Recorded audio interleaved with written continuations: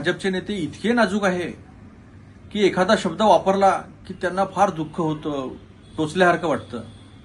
कधी एक शब्दाचे अर्थ पण बघत जा.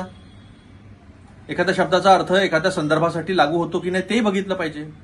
या महाराष्ट्रामध्ये देवेंद्र फडणवीस मुख्यमंत्री झाल्यापासून गेल्या 11 वर्षात एक जात दुसऱ्या जातीच्या विरुद्ध लढताना आपण पाहिली नाही.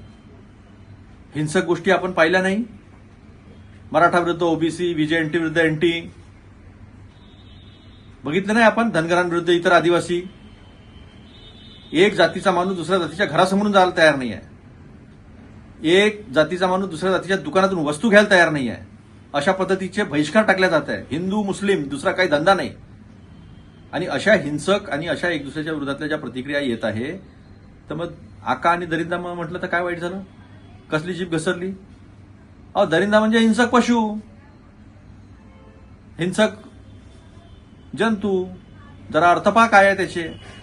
आणि मग हे असं महाराष्ट्रात झालं नाहीये का? ज्या देवेंद्र फडणवीसांना ह्याच काँग्रेसचे लोक आणि इतर सगळे विरोधी पक्षातले लोक अभ्यासू, चांगले असं म्हणत होते, ते तिथपासून दरिंदापर्यंत येण्याचा जो काळ आहे तो त्यांनी घेतलेला आहे. त्यामुळे जीभ वगैरे काही घसरलेली नाही.